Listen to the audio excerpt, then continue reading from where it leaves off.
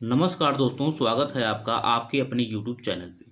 आज हम लोग जीएस पॉइंटर के तहत जीव विज्ञान की उप शाखाएं के बारे में पढ़ेंगे। तो चलिए शुरू करते हैं। पहला क्वेश्चन दिया है, जंतु विज्ञान जूलॉजी अध्ययन करता है, तो वह अध्ययन करता है जीवित व मृत जानवरों दोनों का।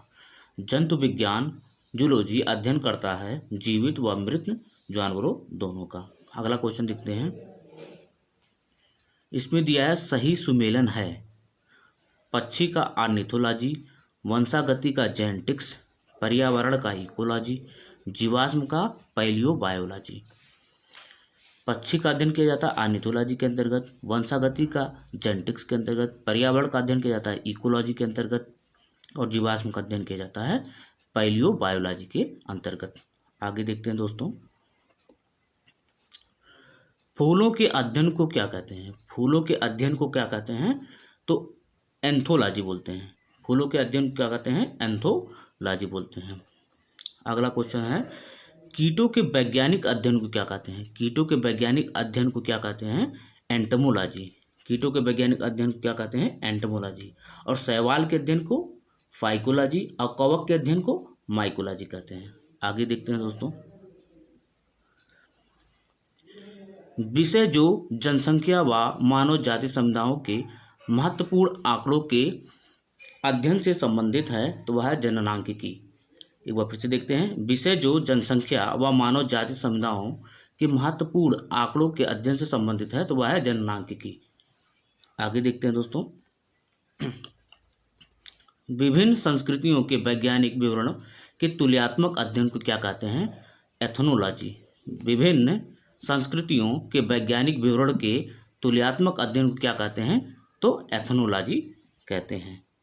आगे देखते हैं दोस्तों, अगला क्वेश्चन है, जैविक जगत में होने वाले कार्य गुण व पद्धति के अध्ययन के इस ज्ञान को मशीनी जगत में उपयोग करने को क्या कहते हैं? तो उसे बोलते हैं बायोनिक्स।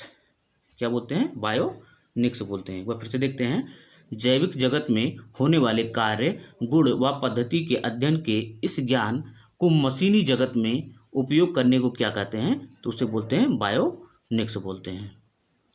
आगे देखते हैं दोस्तों, पैलियो वनस्पति के अंतर्गत अध्ययन करते हैं तो पादप जीवाश्मों का। पैलियो वनस्पति के अंतर्गत अध्ययन करते हैं तो पादप जीवाश्मों का। अगला क्वेश्चन दिया है, रेशम कीट पालन को क्या कहते हैं? तो सेरीकल्चर कहते हैं। रेशम कीट पालन को क्या कहते हैं? सेरीकल्चर कहते हैं। अगला क्वेश्चन है, मधुमक्खी का उपयोग किया जाता है एपीकल्चर में। मधुमक्खी का उपयोग किया जाता है एपीकल्चर में। मधुमक्खी का पालन किस में किया जाता है? एपीकल्चर के अंतर्गत। इसका अध्ययन भी एपीकल्चर के अंतर्गत किया जाता है। आगे देखते हैं दोस्तों, यहाँ दिया है सही सुमेलित है। इधर दिया है खेती, इधर दिया है खेती का नामकरण। फूलों की खेती फ्लोरिकल्चर, फसलों की खेती एग्रोनॉमी, सब्जियों की खेती ओर्रिकल्चर, सब्जियों की खेती ओलिरिकल्चर, फलों की खेती पोमोलॉजी, पिसिकल्चर मछली पालन, हॉर्टिकल्चर बागवानी, फूल फल सब्जी की कृषि। एक बार फिर से देखते हैं, फूलों की खेती का अध्ययन किया जाता है फ्लोरिकल्चर के अंतर्गत, फसलों की खेती की जाती है एग्रोनॉमी के अंतर्गत, सब्जियों की खेती की जाती है ओलरीकल्चर के अंतर्गत, फलों की खेती की जाती है पोमोलॉजी के अंतर्गत, पिसिकल्चर का अध्ययन किया जाता है। पिसिकल्चर में किसका अध्ययन किया जाता है? मछली पालन का अध्ययन किया जाता है। हार्टिकल्चर के अंतर्गत बागवानी, फूल फल सब्जी की कृषि का अध्ययन किया जाता है।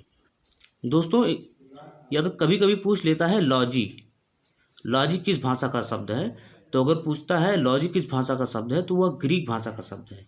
लेकिन पोमोलॉजी एक अपवाद है, या लैटिन भाषा का शब्द ना होकर, ये ग्रीक भाषा का शब्द ना होकर ये लैटिन भाषा का शब्द है, क्योंकि अपवाद है। जितने शब्द के लास्ट में कल्चर शब्द आते हैं वह लैटिन भाषा के शब्द होते हैं, और जितने भी शब्द के लास्ट में नॉमी आते हैं वह ग्रीक भाषा के शब्द होते हैं, और जितने शब्द के लास्ट में लॉजी आते हैं वो भी ग्रीक भाषा के शब्द होते हैं, लेकिन पोमोलॉजी को छोड़कर, क्योंकि पोमोलॉजी या अपवाद है, या ग्रीक भाषा का शब्द ना होकर या लैटिन भाषा का शब्द है। चलिए देखते हैं आगे दोस्तों,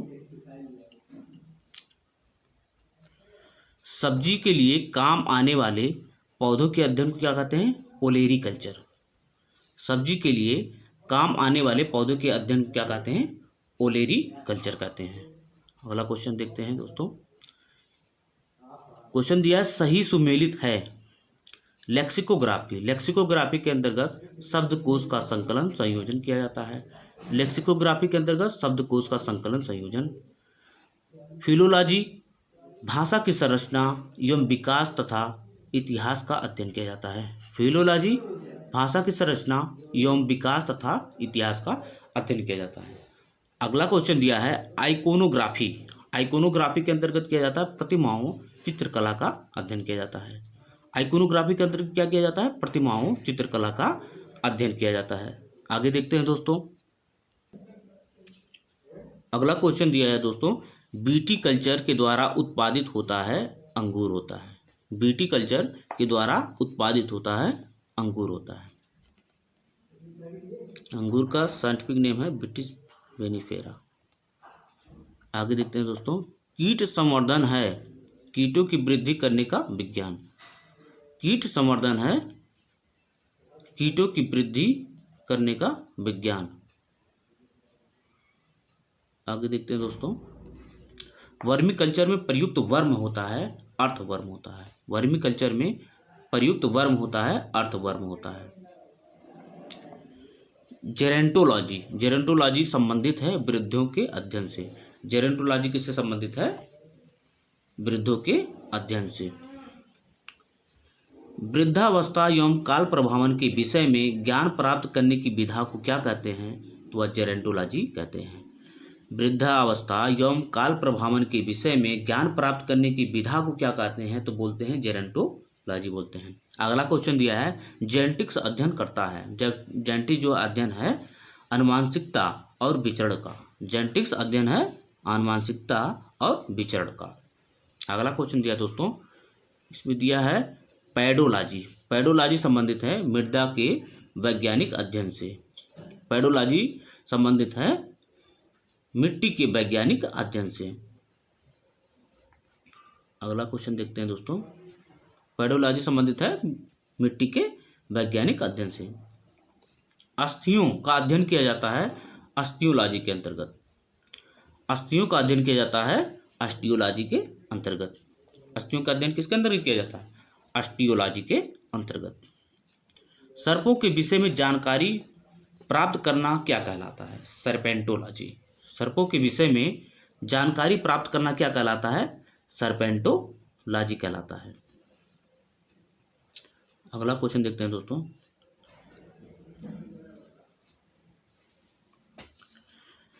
साइकोलॉजी मनोविज्ञान, फिजियोलॉजी, पैथोलॉजी और बैक्टीरियोलॉजी में से विमेल है तो वह है साइकोलॉजी। साइकोलॉजी मनोविज्ञान, फिजियोलॉजी, पैथोलॉजी और बैक्टीरियोलॉजी में से विमेल है तो वह है साइकोलॉजी। अगला क्वेश्चन देखते हैं दोस्तों। हाइड्रोपोनिक्स। हाइड्रोपोनिक्स के अंतर्गत मृदा विहीन पादप संवर्धन किया जाता है। हाइड्रोपोनिक्स के अंतर्गत मृदा विहीन पादप संवर्धन किया जाता है। हाइड्रोपोनिक्स क्या है? मृदा विहीन पादप संवर्धन है। आगे देखते हैं तो बस वीडियो यहीं ख़त्म होता है दोस्तों। अगर वीडियो आपको अच्छा लगा हो तो वीडियो को लाइक तथा चैनल को सब्सक्राइब कर दें और अपने दोस्तों में शेयर कर दें। धन्यवाद।